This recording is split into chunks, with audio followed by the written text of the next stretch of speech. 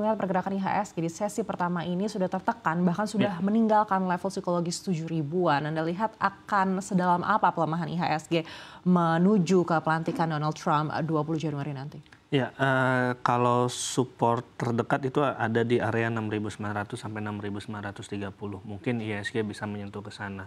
Atau kalau misalnya terjadi kemungkinan terburuknya atau skenario terburuknya, mungkin IHSG bisa sampai ke 6.750 sampai 6.800. Karena saya rasa ketidakstabilan di luar itu masih terjadi, mulai dari geopolitik, kemudian menjelang pelantikan Donald Trump, dan juga sebenarnya harinya tidak berselang lama dengan pengumuman kebijakan Bank Indonesia besok, dan juga arah kebijakan dari suku bunga The Fed. Saya rasa ini yang kemudian akan membuat pasar penuh tekanan. Mungkin bisa sampai di bulan Februari, karena nanti di awal Februari ada pengumuman ekonomi Indonesia full year 2024 kemarin. Saya rasa ini yang kemudian dinantikan oleh para investor, sehingga para pelaku pasar juga lebih bersikap wait and see, menantikan rilis-rilis data yang ada, dan juga tentu saja fokus akan paling utama di Trump, bagaimana kebijakannya.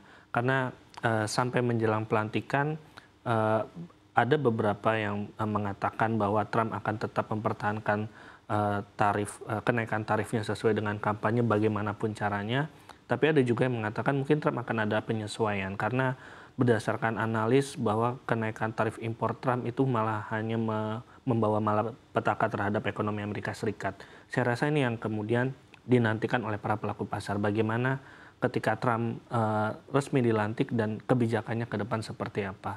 Itu yang ini masih menjadi ketidakpastian yang ada di pasar, sehingga market kita juga cenderung melemah sampai hari ini.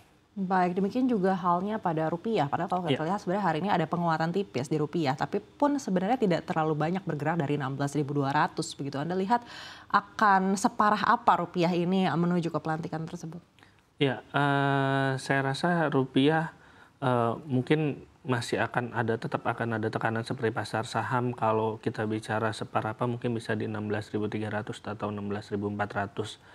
Tapi tentu saja dengan ya skenario itu sebagai skenario terburuk, atau mungkin itu adalah kondisi yang paling pesimis di pasar kita sampai pelantikan Donald Trump, atau mungkin kalau diperpanjang mungkin sampai Februari nanti ketika ekonomi Indonesia diumumkan.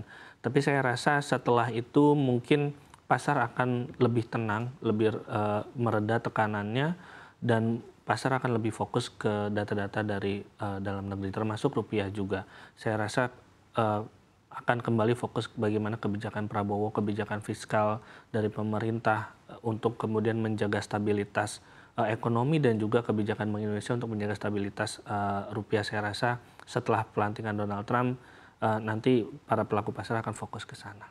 Baik, dan kita juga menunggu seperti apa hasil RDG Bank Indonesia yang akan diumumkan esok hari. Begitu, Anda lihat seberapa besar BI berpotensi untuk melakukan pemangkasan suku bunga di tengah rupiah yang tergerus ini?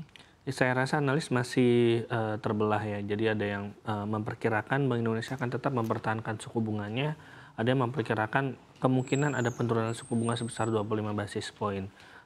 Tapi kalau melihat kondisi rupiah saat ini, saya rasa akan lebih condong untuk mempertahankan suku bunganya di angka 6% untuk RDG besok. Saya rasa itu yang mungkin dinantikan juga oleh para pelaku pasar, sehingga tekanan masih terasa sampai hari ini. Dan juga mungkin yang perlu diperhatikan adalah proyeksi dari Bank Indonesia untuk 2025. Apakah dengan kebijakan besok dan juga pelantikan Donald Trump dan tren arah suku bunga dunia, apakah Bank Indonesia juga ada strategi khusus untuk kemudian mempertahankan rupiah untuk tidak jauh lebih melemah lagi, entah itu dengan intervensi atau kebijakan moneternya. Saya rasa itu yang mungkin lebih akan dicermati oleh para pelaku pasar besok. Baik, kita juga menunggu seperti apa data inflasi Amerika Serikat yang akan diumumkan malam nanti. Begitu, Anda lihat seberapa besar inflasi ini mungkin akan menurun lagi, begitu, dan juga apakah ini akan mempengaruhi pengambilan keputusan The Fed di 28 hingga 29 Januari nanti? Kalau menurut konsensus dari Trading Economics maupun para lembaga lainnya memperkirakan bahwa inflasi akan stagnan ya di pengumuman nanti malam. Artinya inflasi Amerika Serikat tidak akan bergerak kemana-mana. Dan kalau kita berbicara mengenai suku bunga The Fed diperkirakan proyeksinya masih sama, masih akan ada penurunan sebesar hanya 2 kali dalam 1 tahun ini 2025, mungkin masing-masing 25 basis poin, artinya total 50 basis poin saja penurunan suku bunga The Fed di tahun 2025.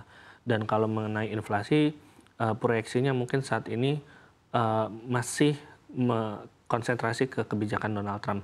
Ketika nanti tarif impor dari Donald Trump benar-benar dinaikkan, itu yang dikhawatirkan akan membuat inflasi susah turun ke level 2% sesuai dengan target The Fed. Dan kalau misalnya kita lihat historikalnya selama Donald Trump memimpin di periode pertama, memang inflasi Amerika Serikat itu range-nya itu di antara 2,5 sampai 3,5%. Artinya tidak sesuai dengan target. Kalau kita bandingkan dengan target The Fed yang ingin inflasi ke 2%, kalau berdasarkan historis dan arah kebijakannya tampaknya akan sulit di tahun 2025. Sehingga The Fed sendiri juga mungkin akan lebih hawkish di tahun 2025 dan kita harus menerima bahwa harapan The Fed akan agresif menurunkan suku bunga, saya rasa kemungkinannya sudah semakin mengecil di tahun 2025. Jadi kalau kita hubungkan dengan ke pasar ya tentu saja pasar akan lebih banyak volatilitasnya dan ketidakstabilan. Ini yang akan membuat 2025 akan lebih menantang dibanding 2024.